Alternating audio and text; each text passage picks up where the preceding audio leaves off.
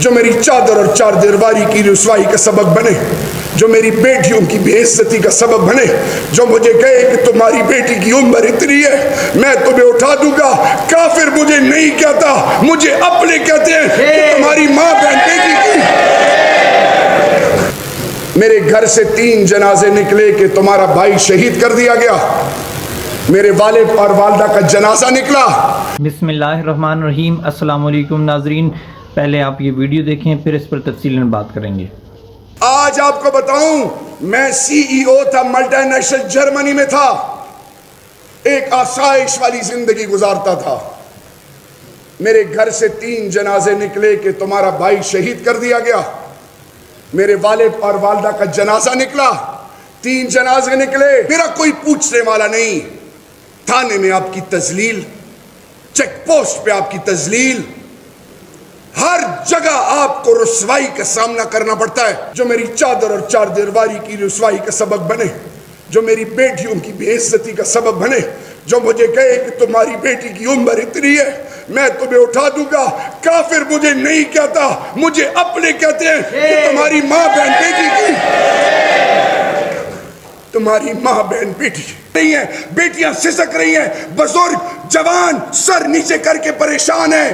کیا آپ کی غیرت آپ کو نہیں بتاتی کہ میں نے اپنی آواز بننا ہے پر امن طریقے سے، اپنے صوبے کے لیے اپنا حق، اپنے عوام کی غیرت کے لیے اپنا حق، اور وہ دشمن کا جو ایجنڈا جو فوج اور عوام کو لڑانا چاہتے ہیں، ہم لعنت بیچتے ہیں جس طرح میرا لیڈر این آر او پہ لعنت بیچتا ہے، ہم اس سوچ پہ لعنت بیچتے ہو۔ حضرت امام حسین، حضرت امام حسن کا نام لیتے ہو، اگلا کہتے یہ شیعہ تو نہیں ہے۔ سنو، تکلیف، میرا کلیجہ پھٹ رہا ہے، میری 17-18 سال کی بیٹی جو ٹانگوں سے معذور ہے، میں معذور ہوں، میں اٹھا نہیں سکتا، گھر میں میرا کوئی بیٹا جوان ہے نہیں، ہر ایک گھر کی عورت کے ساتھ 1-2 بچے ہیں۔ میں نے اپنی بیٹی کو کچھ لوٹے میں اور گڑے میں پانی رکھ کے دروازہ بند کر دیا۔ عمران خان، عمران خان، عمران خان۔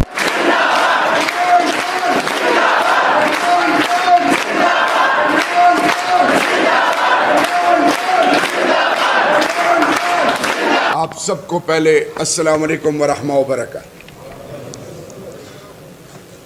بلوچستان کہ غیرت مند اللہ اور اللہ کے محبوب کے ماننے والوں، غیرت مند پاکستانیوں، بہنوں، بیٹیوں، جوانوں، سٹیج پہ وہ صاحبان جن کو رب نے نوازا اور اس خوف، فسطائیت، جبر اور ظلم کہ اس دور میں ایک ایسی سوچ عطا کی کہ وہ حق اور سچ کے علم کے ساتھ جڑ گئے۔ میرے بلوچستان کے باسیوں میں آپ کو بڑی دیر سے آبزرو کر رہا تھا، بات کھل کے ہوگی، دل سے بات نہ ہو تو نہ بات دل میں اترتی ہے اور نہ انسان کو، انسانیت کو، معراج انسانیت کو، آپ گرنتھ اٹھا لیں، آپ ویدا اٹھا لیں، آپ بائبل اٹھا لیں، اولڈ ٹیسٹمنٹ، نیو ٹیسٹمنٹ، آپ جودائزم کی بیسک فنڈامنٹلز اٹھا لیں، آپ قرآن مجید کے 6666 آیتوں کو، مکہ اور مدینہ میں اتری ہوئی تمام 114 سورتوں کو دیکھ لیں، آپ یو این چارٹر کو دیکھ لیں، آپ پوری دنیا کے ہر ملک کے ریٹن اور ان ریٹن کانسٹیٹیوشنز کو دیکھ لیں، آپ ہر قوم کہ روایات، اقدار، اخلاقیات، ان کی تمام سوچوں کو دیکھ لیں، پھرتے رہیں دنیا کے ایک کونے سے دوسری کونے تک، اگر آپ میں اور انسانوں میں ایک چیز کامن ہے جس کی بنیاد اللہ نے آسمانی کتابوں کے، صحیفوں کے، وہ سوچ اور فکر جو مختلف سوچوں کی ہے، وہ احترام انسانیت ہے.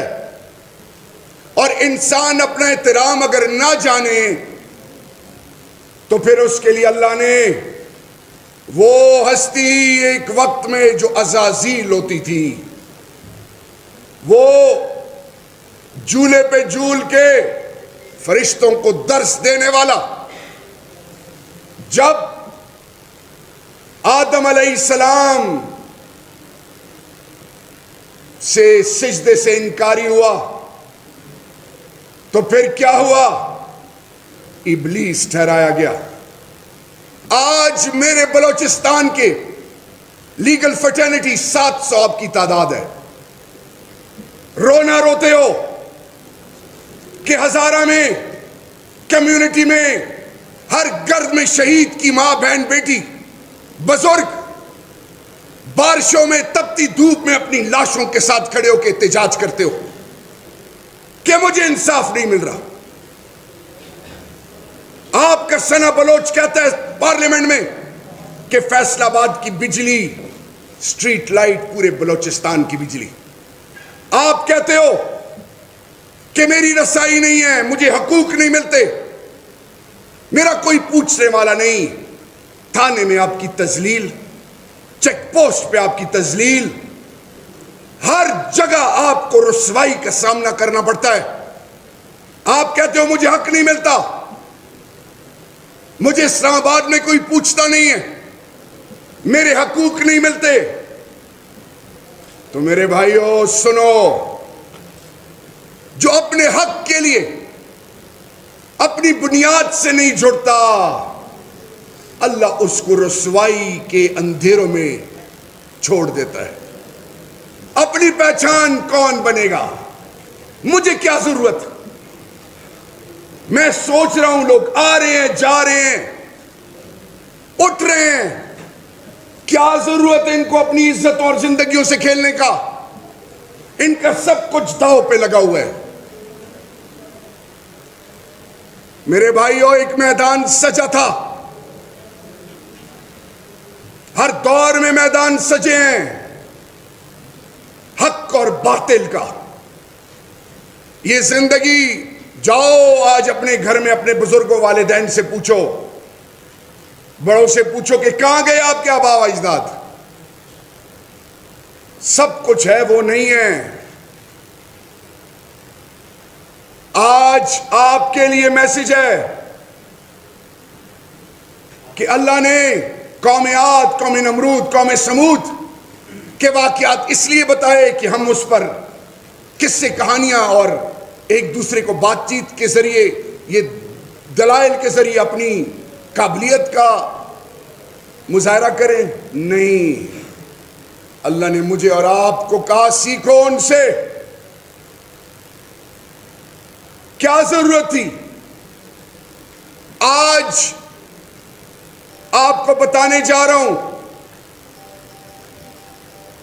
انبیاء کرام کو کیا ضرورت تھی؟ سب کچھ قربان کیا.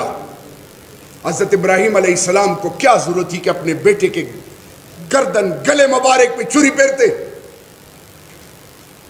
کیا ضرورت تھی ابراہیم علیہ السلام کو؟